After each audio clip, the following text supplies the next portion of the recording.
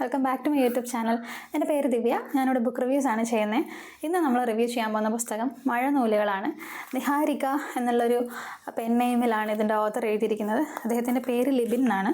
അപ്പോൾ ഇതെനിക്ക് ഓഥർ അയച്ചു തന്ന കോപ്പിയാണ്. ആൻഡ് ഇതിൻ്റെ ബേസിക് ഡീറ്റെയിൽസ് പറയാനാണെങ്കിൽ ഇത് ഗൂസ്ബെറിയാണ് പബ്ലിഷ് ചെയ്തിരിക്കുന്നത്. 165 രൂപയാണ് അതിൻ്റെ MRP.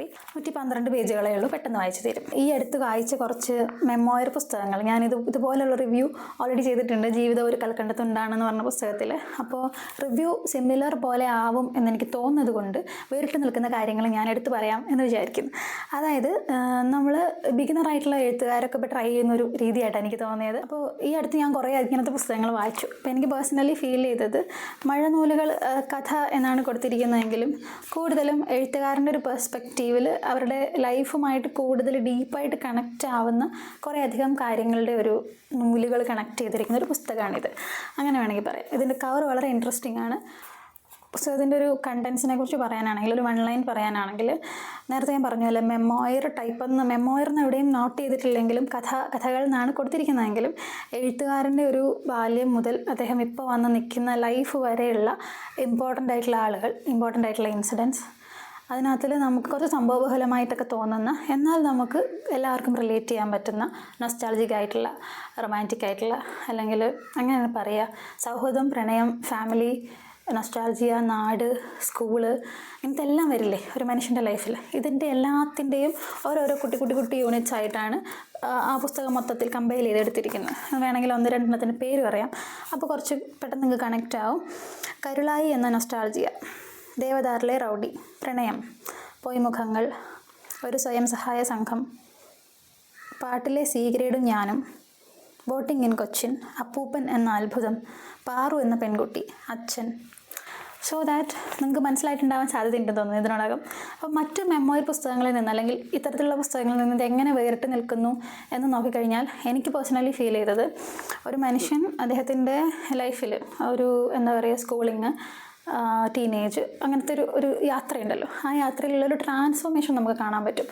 ആൻഡ് ഇദ്ദേഹത്തിന് ബാക്കി സൊസൈറ്റിയോട്, മനുഷ്യന്മാരോടുള്ളൊരു കൈൻഡ്നെസ്, അതിനോടുള്ള കണക്റ്റ് ഉണ്ടല്ലോ, അത് കാണാൻ പറ്റും. അപ്പോൾ അദ്ദേഹം എത്രത്തോളം ഇതിനോട് കണക്റ്റ് ആയിരിക്കുന്നു, ആ കണക്ഷൻ എഴുതി വെക്കാൻ അവർ ബ്രില്യൻ്റായിട്ട് എഴുതി വെച്ചിട്ടുണ്ട്. അപ്പോൾ ഇതിൻ്റെ ബാക്ക് കവറിൽ പറയുന്ന പോലെ തന്നെ ഒട്ടും കൃത്രിമത്വമില്ല. സുഹൃത്സാഹസുകളിൽ സൗമ്യനായ ഒരാൾ വർത്തമാനം പറയാനുള്ള ഭാഷ ലിബിന് സ്വന്തമാണ്. റൈറ്ററിനെ കുറിച്ചാണ് പറയുന്നത്. റൈറ്ററിൻ്റെ ഒരു ഫോട്ടോ ഒക്കെയുള്ള ബാക്ക് കവറാണ്. അപ്പോൾ അങ്ങനത്തെ അത് തന്നെയാണ് പുസ്തകം നമുക്ക് തരുന്നതും. എന്താ പറയുക, നമുക്ക് നമ്മുടെ അനുഭവങ്ങളുമായിട്ട് ചിലപ്പോൾ കണക്റ്റ് ആവും. അപ്പോൾ അത് തന്നെയാണ് പുസ്തകം തരുന്നത്. ഒരു സിമ്പിളായിട്ടുള്ള, ഫീൽ ഗുഡ് ആയിട്ടുള്ള, അതായത് നമുക്ക് വേദന തന്നിട്ടുള്ള കാര്യങ്ങളാണെങ്കിലും ഇപ്പോൾ ആലോചിക്കുമ്പോൾ നമുക്ക് സുഖമുള്ള മറവികളോ ഓർമ്മകളോ ആയിട്ട് മാറ്റി വെച്ചിട്ടുണ്ടാവുന്ന കാര്യങ്ങളുണ്ടാവില്ല ലൈഫിൽ. അങ്ങനത്തെ ഒത്തിരി കാര്യങ്ങൾ, അങ്ങനത്തെ കാര്യങ്ങളുടെ ഒരു കമ്പൈലേഷനാണിത്.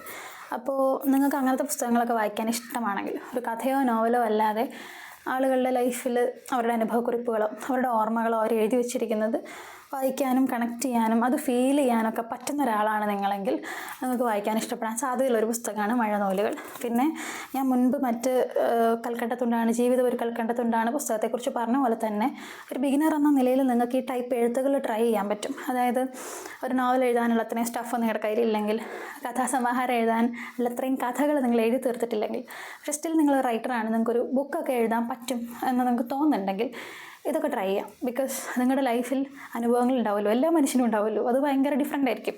കുറേ കാര്യങ്ങളൊക്കെ സിമിലർ ആണെങ്കിലും ഓരോരുത്തരും അനുഭവിക്കുന്നത് ഓരോന്നാണല്ലോ. ബെന്യാമിൻ പറഞ്ഞ പോലെ വേറൊരാൾ അനുഭവിക്കാത്തതൊക്കെ നമുക്കത് വേറെ കഥയാണ്. അപ്പോൾ എപ്പോഴും അതിനൊരു പുതുമയുണ്ടാവും.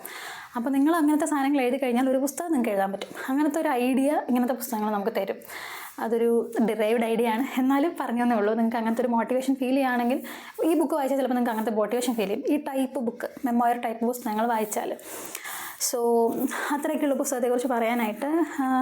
ഇങ്ങനത്തെ പുസ്തകങ്ങളിൽ നിന്ന് ഇത് വേറിട്ട് നിൽക്കുന്നതിൽ വേറൊരു കാര്യം, ഇതൊരു എന്താ പറയുക, ഒരു മെയിൽ റൈറ്ററാണ്. അപ്പോൾ ഒരു ആൺകുട്ടി വളർന്നു വന്ന സാഹചര്യം, അയാളുടെ മേലെ വരുന്ന റെസ്പോൺസിബിലിറ്റീസ്, അയാൾ ലോകത്തെ കാണുന്ന രീതി, അയാളുടെ വിശ്വാസങ്ങൾ, ഇങ്ങനത്തെ കാര്യങ്ങളും ഇതിനകത്തുണ്ട്.